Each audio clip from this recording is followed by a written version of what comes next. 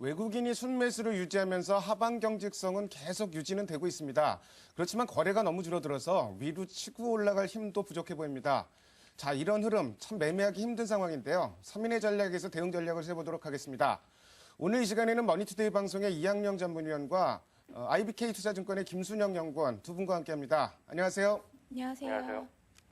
시장 중심이 되는 키워드를 알아봅니다. 5위부터 3위까지의 키워드를 화면을 통해서 확인해 보도록 하겠습니다. 오늘의 5위 키워드는 제로투세븐 시초가 급등입니다. 제로투세븐이 상장 첫날 공모가의 50%가 넘는 가격에서 시초가가 형성되었습니다. 이 회사는 2000년에 설립된 유아용 의류 판매 업체입니다. 4위 키워드는 SBS 지상파 재송신 수익 증가 기대의 상승입니다. SBS가 지상파 재송신 수익 증가 기대로 강세를 보이고 있습니다. 관련 내용과 긍정적인 접근이 가능한지도 알아봅니다. 3위 키워드는 조선주 반등세 지속입니다. 대형 조선주가 상선 시장 회복 기대감을 힘입어서 동반 반등하고 있습니다. 대응 전략을 세워봅니다. SBS 개장 초부터 어제도 강했었는데요. 재송신 수익 증가 기대감으로 강세를 보이고 있습니다. 광고료 인상 기대감도 어느 정도 조금은 있는 것 같고요. 자, SBS 일단은 수익이 좋아질 건 자명한 것 같은데 어느 정도 영향을 미칠지 긍정적인 접근이 가능할지 좀 알아봐야 될 것 같고 더불어서 관련해서 스카이라이프는 또 어떻게 생각해야 될지 이 부분도 생각해 봐야 될 것 같은데요. 이학영 의원이 전체적인 부분 좀 짚어주십시오. 네, 오늘 발표된 어제부터 나왔던 뉴스가 호재냐 약재냐 보면 기본적으로 무조건 호재가 되겠죠. 왜냐하면 지금 일부 케이블 재선성 전송업체에서요. 지상파 방송, SBS, KBS, MBC 이런 것을 이제 돈을 안 대고 하는 것에 대해서 일단 금지가 됐기 때문에 그들로서는 계약을 할 수밖에 없는 거 아닙니까? 그러다 보니까 그만큼에 대해서 어떤 매출이 늘어난 것은 분명히 호재라고 분명히 볼 수 있습니다. 다만 이것이 전혀 예상하지 못했던 거냐는 것은 전혀 아니죠. 우리 최대의 재전송망을 갖고 있는 CJ기업은 이미 다 오래전에 이걸 했기 때문에 다른 업체들도 당연히 할 수밖에 없는 것이고요. 오늘 이제 발표된 것은 현대기업이랑가 티브로드 이런 쪽 두 군데이기 때문에요. 크게 그것 때문에 주가 엄청 올라야 될 일은 없다고 보고 있습니다. 또 이제 앞서 이제 스카이라이프 얘기하셨는데 스카이라이프 이미 2012년 3월에 종료된 이후에 그것도 아직 문제가 아직 여전히 진행형인데 이것도 아마 계약이 되겠죠. 그렇기 때문에 분명히 그 부분에 대해서는 호재가 맞을 것 같습니다. 다만 지금 시장에서 광고 시장에 대해서도 계속해서 조금 좋아진다는데 구체적으로 아직 좋아졌다는 징후는 발견한 적이 없습니다. 사실 딴 얘기지만 제일기획도 제가 자주 이제 매출 성장성에 대해서 관심을 갖자라고 말씀드렸는데 제일기획도 당연히 국내 영업보다는 해외에 대한 글로벌 네트워크 때문에 그리고 삼성의 특히 글로벌 마케팅 강화 때문에 추천을 하는 거죠. 국내 광고 시장이 좋아진다 이런 것 때문에 추천한 것은 별로 아니기 때문에 SBS의 오늘 이런 것을 너무 또 주가가 많이 올라갈 이유로 저는 생각하지 않습니다. 충분히 애널리스트 사이에서는 충분히 예견됐던 부분이고 그런 것도 이미 주가에 어느 정도 반영됐다는 시각을 갖고 있습니다. 오히려 이런 방송 콘텐츠 쪽에 대해서 탑필 구한다면 여전히 CJ ENM을 말씀드리고 싶네요. 호재는 호재인데 주가를 급등시킬 만한 정말로 수익을 그만큼 극대화시킬 만한 호재냐 여기에 대해서는 조금 한번 다시 생각을 할 부분이 있는 것 같고요. 역시 지상파 SBS 같은 회사 살아나기 위해서는 광고 시장이 커야 되는데 그 부분에 대한 확인이 필요할 것 같습니다. 관심 종목으로는 글쎄 최근에 수급상으로 보면 외국인들이 꾸준히 사주고 있는 CJ ENM 관심 종목으로 여전히 제시를 해주셨습니다. 자, 최근에 조선주 올라오는 게 오늘만 올라온 게 아니라 며칠 동안 아주 꾸준히 올라옵니다. 조선주가 이런 모습 보인 것도 참 오랜만인 것 같은데요. 일단 상선 시장이 좋아질 거다. 좋아진 건 아닌데 그런 기대감 때문에 좀 올라가는 것 같습니다. 특히 이제 LNG 발주가 늘어나면서 선가도 좀 상승할 것이다. 이런 얘기도 좀 일부 증권사에서 의견을 제시를 하고 있는데 조선주, 김순영 연구원은 어떻게 보세요? 네, 일단 조선주 같은 경우 이제 주요 업황 지표들을 봤을 때는 크게 변화가 되고 있는 것은 아직 포착되고 있지는 않습니다. 일단 신조선가 같은 경우 좀 횡보하고 있고요. 그리고 컨테이너 용선료도 좀 하락세를 아직도 크게 반등하고 있다고는 보기 어려운 상황이기 때문에 시황 자체는 크게 변화되고 있지 않다라고 보고 있습니다. 하지만 해외 이제 프로덕트 같은 경우는 이제 해운 시장에 있어서 좀 긍정적인 면이라고 볼 수 있겠는데요. 일단 작년 하반기부터 운임이 반등을 하고 있고 그다음에 드릴십 용선료도 견조한 흐름을 나타내고 있기 때문에 이런 부분은 좀 긍정적으로 해석을 할 수 있겠습니다. 그러나 이제 그동안 이제 매크로 외부적인 요인으로 인해서 조선주 같은 경우는 크게 좀 하락하는 모습을 보였었는데 최근 이제 반등하고 있는 모습들은 궁극적으로는 양호한 펀더멘탈을 기반으로 해서 지나치게 이제 저평가됐던 부분이 이제 해소되면서 올라오고 있는 모습이라고 이제 정상 수준을 이제 찾아가고 있는 모습이라고 조금 해석하시면 좋을 것 같고요. 향후에 뭐 시장 그 접근 방법으로 봤을 때에는 일단 2013년 같은 경우에 이제 수주나 이제 실적 등을 감안했을 때 펀더멘털이 그렇게 나쁜 수준이 아니기 때문에 이런 그 펀더멘털을 기반으로 해서 어느 정도 이제 조선주들은 좀 상승세를 이어갈 개연성은 좀 높다라고 보고 있습니다. 그래서 종목별로 봤을 때는 일단은 대우조선해양 같은 경우는 수주 실적 호조로 인해서 좀 상승 모멘텀이 좀 더 있다고 보고, 그다음에 2013년에 이제 매출이나 이익 성장성 등을 감안했을 때도 대우조선해양이나 삼성중공업 등이 그래도 조금 더 시장 대비 아웃퍼폼할 가능성은 높다고 보고 있습니다. 그래서 매매 전략성으로 보면 근데 조선주가 대형 조선주들 요새 오늘만 강세가 아니라 요새 좀 많이 좀 올랐는데 당장 뭐 어느 정도 매수하는 건 조금 무리가 있다고 봐야 되겠죠? 어떻게 보세요? 네, 일단 시기적으로는 최근에 이제 트레이딩 관점에서는 많이 반등한 영향이 있기 때문에 뭐 조정을 한번 겪으면서 올라갈 수는 있겠지만 이제 롱텀한 이제 투자 시점으로 봤을 때는 이제 지금 약간 눌릴 수 있는 개연성을 놓고 봤을 때 적극적인 매수보다 이제 점진적인 비중 확대적으로 접근하시는 것이 바람직해 보입니다.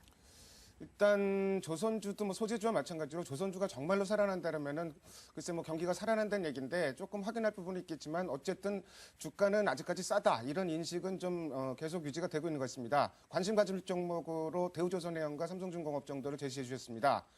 다음으로 오늘의 2위 키워드를 화면을 통해서 확인해 보도록 하겠습니다. 오늘의 2위 키워드는 거래 부진 심화입니다. 어제 거래대금이 6년 4개월 만에 최저치 2조 8천억 원대인데 글쎄 지금 이 시각 현재 거래대금이 2조 원대를 간 넘어가고 있습니다. 이러다가 어제 거래대금에도 좀 못 미칠 것 같은데 이렇게 거래가 부진한 점 어떻게 해석해야 될지 좀 생각해 봐야 될 것 같은데요. 이학년 위원은 어떻게 보십니까? 네, 한마디로 시장에 대한 확신이 부족하다는 거 아닙니까? 예를 들어서 주가가 엄청 떨어지거나 걱정되면 그러라도 팔는 사람이 많으면 거래가 늘어날 수밖에 없는데요. 반대로 지금은 팔려는 사람도 적극적으로 대응하려는 사람 없는, 즉 시황에 대한 방향성을 아무도 어느 축도 굳건하게 갖고 있지 않은 것이 시장에서의 거래량 부진으로 드러나는 것은 분명히 논리적으로 설득력이 있다고 보고 있습니다. 왜 그렇겠습니까? 외국인 중심의 시장이 계속될 수밖에 없는 그런 환경이죠. 국내 투자가는 결국 국내 기관이랑 개인 투자가 되겠는데요. 국내 기관 중에서도 투시는 계속 자금이 잘 빠지고 있는 그런 상황. 연기금은 이제 정권 교체, 정권에서 신정부 들어가는 것이 뭐 5, 6일밖에 남지 않았지만 그 다음에 이제 국민연금이 어떤 식으로 나올지 어떤 그 경제 타워가 다 구성되고 그 다음에 따라서 국민연금, 산하 연기금의 행보가 나오려면 조금 더 시간이 걸리기 때문에 이런 거 보더라도 아마 3월 뭐 중순 넘어 정도까지는 제가 봤을 때 거래가 그렇게 쉽게 늘어나는 구간은 아니라는 기본적인 생각 여전히 생각을 갖고 있습니다. 시장에 대한 어떤 판단은 정말 어려운 구간일 수밖에 없어 보이고요. 외국인의 어떤 매매가 있기 전까지는 정말 어렵습니다. 오히려 개인 투자가는 지금 예를 들어서 이런 거죠. 몇 가지 어떤 이슈, 어떤 새로 어떤 신정부가 들어서면서 누가 또 어떤 장관이 됐다. 그리고 그 사람의 어떤 무슨 천안 매부가 어떤 사업을 하는데 그래서 뭐 상한가에 들어가고 이런 어이없는 움직임들이 계속 이어나가고 있습니다. 코스닥이나 이런 것들은 물론 여러 가지 정부 정책이나 누가 대통령 후보가 되고 누가 내정자가 되고 나서 그것에 따라서 정말 정책의 변화 가능성은 우리가 완전히 배제할 수 없지만은요. 그에 따라서 어떤 그런 관련주들로 어떤 무책임하게 형성하고 그런 것들을 제시하거나 그렇게 매매하는 것은 매우 위험하면서도 시장의 질 자체가 많이 떨어져 있을 수밖에 없다는 생각 갖고 있습니다. 이런 시기에는 방법이 없습니다. 보통 우리 투자가께서는요 쉴 수밖에 없는 구간입니다. 쌤은 거래가 줄어들면은 역설적으로 특정 종목에 좀 매기가 몰리는 경향도 좀 강하게 나타나는데요. 그래서 좀 투기적인 움직임도 좀 일부는 좀 포착이 되고 있습니다. 어쨌든 참 매매하기 어려운 시장입니다. 속되게 얘기해서 정말 재미없는 시장인데 그나마 외국인들이 주식을 사주니까 하방 경직성은 유지가 되고 있는 상황인데 김순영 연구원이 수급 상황 다시 한번 좀 체크 좀 해주세요. 네, 일단 1월부터 이제 외국인이 전반적으로 한 19조 원 정도 순매도한 상황인데 2월부터는 다시 이제 순매수로 돌아선 상황입니다. 물론 그 매수량 자체는 한 4,400억 원 정도로 크지 않은 상황입니다. 하지만 일단 외국인이 이제 덜 팔므로써 시장은 어느 정도 하단이 지지되고 있는 상황이라고 보시면 될 것 같은데요. 일단 외국인이 왜 사느냐에 대해서 이제 키 팩터라고 한다면 환율이라고 볼 수가 있겠습니다. 그동안 이제 워낙 이제 강세로 돌아서면서 환차익 실현하고 이제 그러면서 외국인들이 좀 떠나는 양상을 보였는데 2월에 다시 돌아오고 있다는 부분에 있어서는 이제 환율이 어느 정도 강세가 지지되면서 외국인들이 다소 순매수를 나타내고 있다라고 보시면 될 것 같고 일단 그 달러 인덱스 같은 경우도 지난주에도 말씀드렸지만 80포인트대에서 등락을 보이고 있기 때문에 미국 쪽에서는 전혀 그 환율에 개입할 개연성도 없고 그리고 또한 그로 인해서 이제 손해 볼 것도 없다라고 보시면 될 것 같고요. 반면에 이제 엔화나 유로화들이 막 움직이면서 원화 또한 이제 같이 출렁이는 양상을 나타내는데요. 이제 엔화 같은 경우는 지금 방향성이 한 85엔에서 95엔 사이로 그 박스권을 나타낼 가능성이 좀 높다고 보고 있고 이제 원화는 이제 그에 대해서도 이제 움직이는 모습을 나타낼 텐데 현재 뭐 시장 분위기로는 지금 수준에서 다소 이제 움직여만 준다면 외국인들이 크게 이탈할 개연성이 좀 낮다라고 보고 있습니다. 물론 뱅가드 이슈로 인해서 아무래도 그 외국인 매수 총량은 좀 감소할 수 있다는 부분은 이제 우려가 되는 부분이긴 하지만 롱텀 쪽 자금이 꾸준히 13주 연속 들어오고 있는 가운데 외국인이 매도가 다소 개선됐다는 점은 국내 시장에서 이제 좀 긍정적으로 기대할 수 있는 부분이고요. 그리고 지금 설 연휴 이후에 외국인하고 기관 매수 그 업종들 살펴보면 외국인들은 지금 전기전자랑 화학, 음식료 등의 업종을 좀 매수하고 있는 상황이고요. 기관은 전기전자, 그다음에 금융, 특히 이제 은행 중심으로 매수하고 있고 운수장비 같은 경우는 이제 자동차 업종 같은 경우 이제 그 엔화의 방향을 보고서 좀 트레이딩하고 있는 것으로 좀 보여집니다. 어쨌든 뭐 외국인들이 주식을 뭐 팔지 않아주는 것만 해도 뭐 이럴 상황이랑 비교하면 참 고마운 일인데 그렇다고 해서 뭐 외국인들이 적극적으로 또 장을 선도하고 있는 상황이 아니기 때문에 시장은 수급상으로도 마음은 놓을 수 없고 좀 이런 딜레마에 어느 정도 빠져 있는 것도 사실인 것 같습니다. 다음으로 오늘의 1위 키워드를 화면을 통해서 확인해 보도록 하겠습니다. 오늘의 1위 키워드는 주도주, 매수 주체, 모멘텀 부재입니다. 시장 요새 정말 특히 유가증권 시장 같은 경우는 주도주 찾기가 어렵습니다. 뭐 어디 데일리를 읽어봤더니 주연은 없는데 일단은 조연을 잘 살펴보자 이런 표현까지 좀 쓴 걸로 기억을 하는데요. 정말 주도주가 없습니다. 외국인들 주식을 사주고 있는데 국내 기관들은 뭐 방향성이 최근에 뭐 이렇게 뭐 강하게 나타나지는 않고 있고 외국인 매수 규모가 크지 않고 그렇다고 그래서 뭐 시장을 움직일 만한 큰 재료가 있는 상황도 좀 아닌 것 같습니다. 그래서 뭐 당연히 투자자 입장에서는 좀 답답하고 지루할 수밖에 없는 흐름인 것 같은데요. 자, 이런 흐름이 앞으로도 계속 이어질지 김순영 연구원은 어떻게 보세요? 일단 2월 말까지는 좀 답답한 흐름이 좀 이어질 것으로 보고 있습니다. 그 이유는 이제 대외적인 이슈에 따라서 그럴 가능성이 좀 높다고 보고 있는데요. 일단 이번 주말 24일과 25일에 이탈리아 총선이 있고요. 그리고 2월 말에는 미국 예산 자동 삭감 문제가 있기 때문인데요. 이런 부분들은 사실 시장의 불확실성을 확대시킬 요인으로 작용할 가능성이 높다고 보고 있습니다. 일단 이탈리아 총선 간단히 말씀드리면은 지금 뭐 중도 좌파와 우파의 싸움이긴 한데요. 일단 좌파가 지금 승리할 가능성이 5%포인트 정도 더 높은 상황이긴 합니다. 근데 이제 몬티 쪽이랑 이제 연립 정부를 구성할 가능성이 남아 있기 때문에 시장에서는 이제 어느 정도 노이즈를 일으킬 만한 요인이긴 하지만 이런 과정을 거치면서 다시 시장은 정상화될 것으로 예상하고 있습니다. 그리고 이제 미국 예산 자동 삭감 문제는 지금 이제 2월 말이 얼마 남지 않았는데 실제로 오바마 측이나 이제 민주당과 공화당 양 당 간의 협의가 거의 없는 상황이고요. 이렇게 된다면 뭐 극적으로 벼랑 끝 전술로 월말에 이제 타협을 극적으로 이룰 가능성도 배제할 수는 없지만 부채 상한 한도 그 조정을 5월 중순으로 미룬 것처럼 미국 예산 삭감 관련돼 있는 문제도 다시 재차 발동 시기를 연기할 가능성도 남아 있다고 보고 있습니다. 그래서 이 부분은 결국 시장의 교란 요인으로 작용할 것이기 때문에 2월 말까지는 아무래도 강한 증시의 상승이나 매수 주체가 뚜렷하게 나타나는 이런 부분을 좀 저해하는 요인으로 작용할 가능성이 좀 높다고 보고 있고요. 그렇지만 일단 그 이후에 시장에 좀 대비할 필요가 있다고 보는 이유는 네거티브 스크리닝 관점에서 좀 접근을 할 필요가 있겠는데요.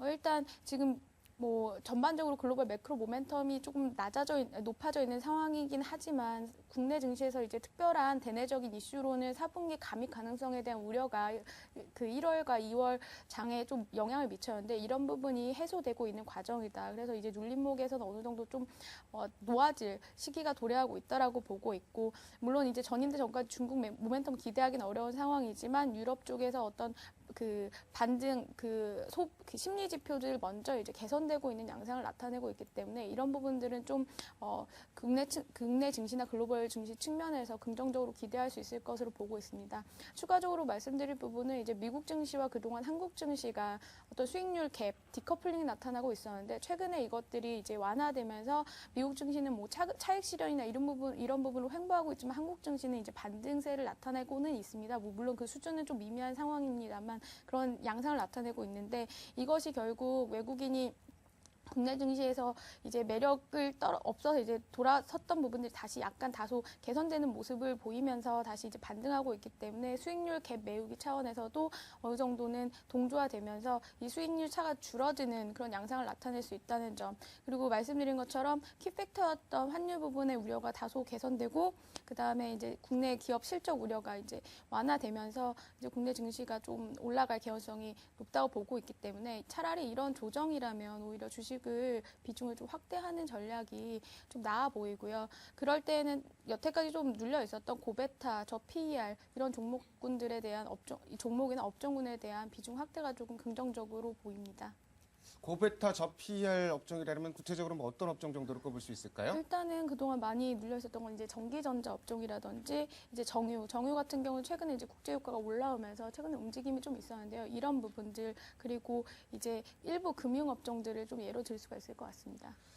일단 악재가 해소되면은 호재로 전환되는 건 사실인데 월말까지는 이탈리아의 조기 총선 문제도 있고 미국의 예산 자동 삭감 문제 이런 문제가 계속 불확실성으로 있기 때문에 글쎄 뭐 빨리 이런 흐름이 좀 개선되기를 기대하는 건 조금 무리인 것 같고요. 어쨌든 뭐 이런 요인들이 해소되면 하나의 또 모멘텀이 될 수는 있을 것 같습니다.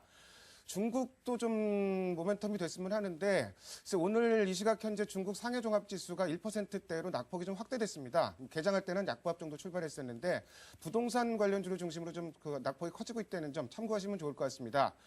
자, 우리 시장 그나마 코스닥이라든지 중소형주는 선전하고 있고 코스닥도 글쎄 뭐 외국인 수급 노름인 것 같긴 한데 외국인이 닷새째 규모도 상당히 좀 크게 사고 있습니다. 그렇다면 그 중에서 좀 관심 가져볼 만한 종목을 찾아볼 필요도 있을 것 같은데요. 그런 종목 있으면 이학년 의원님 좀 말씀해 주십시오.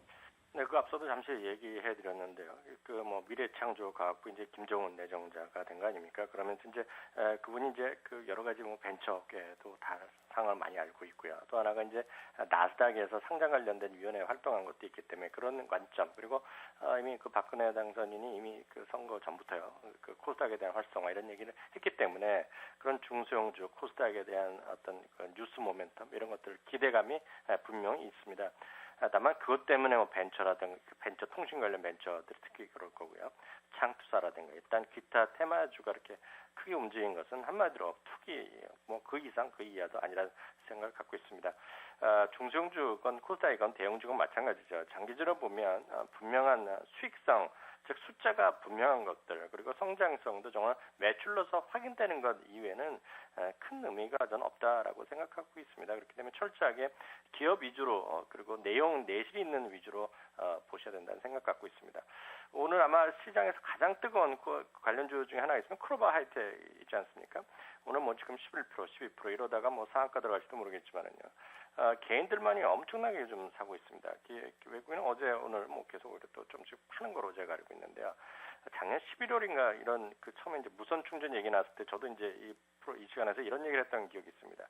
그때 이제 구글 넥서스 4가 처음 그 미국에서 공개됐을 텐데요. 제가 유튜브를 얘기 들으면서 말씀드렸던 기억이 갑자기 나는데요. 그 넥서스4의 그 광고 영상을 보면 3분의 2가 무선 충전에 관한 얘기였습니다.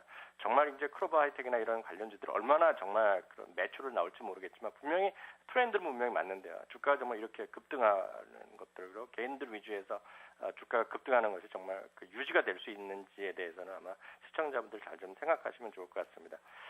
그 관심 있는 뭐 코스닥에 있다 그러면 몇 개 말씀드리면요. 저는 여전히 엔터테인먼트는 특히 YG 엔터테인먼트 그리고 실적을 확인된 후에 둘 다 뭐 마찬가지가 되겠지만 SM도 실적을 확인한 이후에 우리 시청자분들 좀 매매 장기적으로 보시면 좋을 것 같고요. 파라다이스는 실적은 매우 안 좋게 나왔습니다. 4분기 실적이 안 나온 거 다 아실 텐데. 다만 이제 증설에 대한 기대감이 있죠. 네, 그런 것들이 아마 좀 반영될 수 있다라는 생각을 갖고 있습니다. 하여튼 코스닥 이런 것들 특히 좀 제한적으로만 대응하셔야죠. 낭패 볼 가능성이 상당히 많아지고 있다라는 생각 갖고 있습니다. 특히 모바일 게임 관련주들 그 실적 툭하면 어떤 그 1000만 다운로드다, 500만 다운로드다 그러는데 한 달 후에는 다운로드 실적 잘 안 나올 정도인 것이 워낙 많다는 거 좀 기억하시면 좋을 것 같습니다. 다음은 시장 대응 전략 짧게 말씀드릴까 합니다. 똑같습니다. 1940선 아래로는요, 위로는 2000포인트 선에서의 관망, 그리고 그 위아래 올라갔을 경우에 추격 매매 정도 말씀드릴 수 있어 보입니다. 철저하게 외국인 중심의 시황 종목감 필요하겠네요. 일단 거래가 줄어들었기 때문에 역설적으로 정말 투기적인 종목에 좀 몰릴 수 있다는 점. 근데 상당히 위험한 매매이기 때문에 아주 자제할 필요가 있을 것 같고요. 관심 종목으로 YG 엔터테인먼트, 그다음에 뭐 실적을 확인한 이후에 SM, 또 실적은 나쁘지만 증설 기대감 있는 파라다이스 정도로 제시해 주셨습니다. 지금까지 5가지의 키워드를 통해서 오늘 시장의 흐름을 살펴봤습니다. 두 분 말씀 잘 들었습니다. 감사합니다. 감사합니다. 감사합니다.